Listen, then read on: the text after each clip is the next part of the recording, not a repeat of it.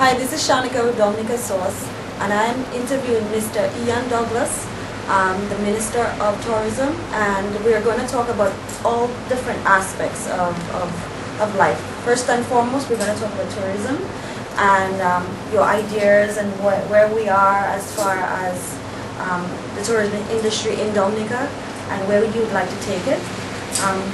So please go ahead. Yeah, thank you very much. Welcome. Thank you. To what I like to call the child of the world. Okay. Some people think Dominica is the child of the Caribbean. Because I believe essentially we possess certain attributes here in Dominica that can't be found anywhere else. At least certainly not the mix that we have in Dominica can't be found. Can't be found in sub-region, it can't be found in the world. Dominica is in fact the nature of the world, and that's why we're pushing ecotourism as much as we are. I mean, what we have is the rainforest, our rivers, our waterfalls, that sort of thing. So we're not really necessarily competing with the other more popular destinations. Right. Like, some destinations push the beach, white sand, sun, that kind of thing. Right. Some other destinations push shopping. Right. They don't have any natural attributes, but they're into shopping. I believe that Dominica is well poised in the sense that we are highlighting our natural attributes, and we can do all the other things that the other islands are doing. I think the nightlife can be developed in Dominica, shopping can also be developed in Dominica. So we really, and the advantage of developing later than the other islands is the fact that you can literally look at what the other islands have done and look at the pitfalls and look at their strengths and their weaknesses and avoid their weaknesses in developing your tourism industry. That's why I'm so excited about the future prospects of Dominica's tourism. Tell me a little bit about the future prospects. What exactly do you have planned for Dominica and Dominica tourism?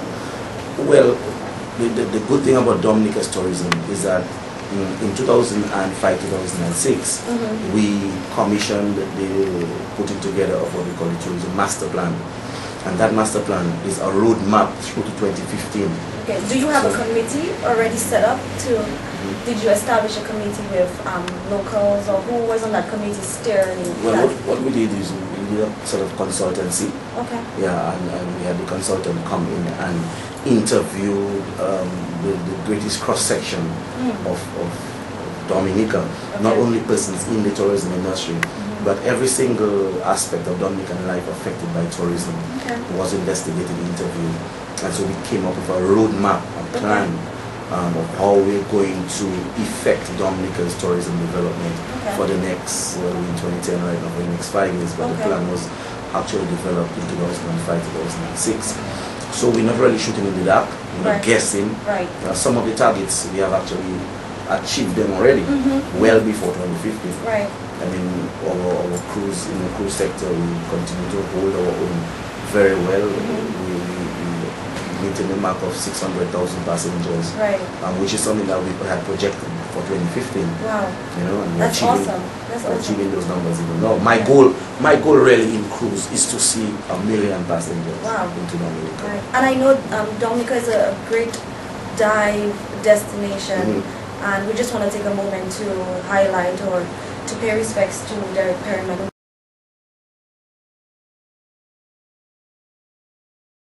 who was one of the first person to steer Dominica into a dive attraction. So I just wanted to take a moment to acknowledge him and to say what an awesome, work that he did for Dominica. And I've learned tremendously from this guy. With constant contact. I mean, just 2 Sundays ago, he drove down to Portsmouth, where he wanted to, thinking about some developments down there, and we sat, and dialogue and exchange ideas and speaking about the challenges that we face in airlift in Dominica and some of the things that we probably and possibly could do to alleviate airlift, because divers have a particular problem getting into the destination.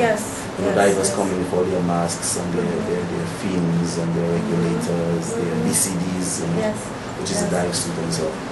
And overweight is always a problem when you get into Puerto Rico and It's 50 pounds. So the weight restriction, yeah. It's 50 pounds and that's it. and divers are particularly susceptible to that. So and he was one of the, like I said, one of our leading dive operators. So he'll be sorely missed. Yeah, he'll be sorely missed, but his presence, I think, in Dominica will remain forever. Will remain forever. Yeah. But I know that you talked about developing almost a hiking or a bicycle type trail for Dominica. So tell me a little bit more about that. Well, I'd like to do both things on that trail. Okay. Because a lot of people do realize that cycling is a big sport around the world. I mean, just is. like diving, Yes. you know, or hiking, people go around the world to cycle. Very true. You know, Very and true. I've been working with a Dominican who lives in Florida, who's big in the cycling world to see What the how we could, you know, yeah, I told the Dominic. Yes.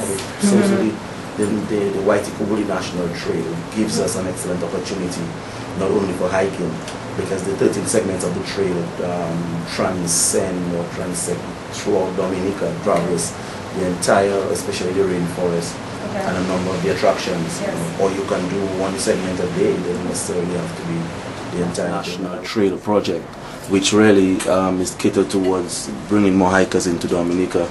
And we want to use some of our strengths, especially in the ecotourism aspect of things. Dominica basically is one of the most mountainous regions on the face of the earth, and we have so many attractions spanning the length and breadth of the island. So what we really want to do is to do this 13 segment trail, which spans from Scott's Head down in the south all the way up to Capuchin in the north and around to the Cabrits. And so one can come here and do 1 or 2 segments for a day, or you can basically spend 5 or 6 days and hike the entire trail if you're a serious hiker. And that has tremendous potential for attracting some serious economic benefits to the various persons who have communities along the trail. And that's what we want to do. We want to develop our human resource. We want to create wealth and cause persons in their small communities to recognize that they don't necessarily have to migrate out of their communities. They can stay there, and we will bring the development to them, we'll bring the wealth to them, we'll create avenues and opportunities for them to make a living. And so basically this is what the trail intends to do. So what we're on right now, we're in the construction phase, which is basically what this picture sort of shows you, where we are creating employment by having men all over the island really constructing the trail. And even after you have the construction of the trail finished, as in here, you have maintenance that has to be done on a regular basis. So we're hoping that in about a year and a half, 2 years, I would say early 2012, we could finish the trail and have the entire trail open for commercial use. You know, and we could bring hikers and bikers, even mountain biking. You know, I think that Dominica could become a big biking destination as a result of the White Kubuli National Trail. I mean, biking is a big activity around the world. Persons go on holidays just to bike, you know, and so we've heard about the Tour de France. Maybe we can speak in the future about the Tour de la Dominique, you know, because of the National Trail and the potential that exists for doing those kinds of activities on the trail. So it's all about healthy lifestyle, you know. You maybe go and sleep in the rainforest under a tent, you get up, you bathe in the river, fresh river bath, you have some fresh orange juice, and you get up in the morning and some fruits, a fruit salad and stuff, you know. That is the kind of lifestyle, one with nature and oneness with nature, and that is what we're trying to promote with the National Trail.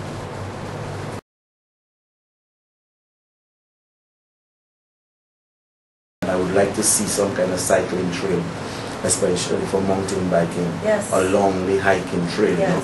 Because I believe Dominica could be an exciting destination. I think it will be an exciting destination. I couldn't agree more. There's an idea that I have in my head that we've been trying to put together for the longest while, ever since I became Minister of Tourism, called the International Eco Challenge, which involves tubing along the rivers, kayaking from one beach to the next, and hiking. You know, you could do it in teams of people, and I want to bring in international competitors to actually, you know, partake and participate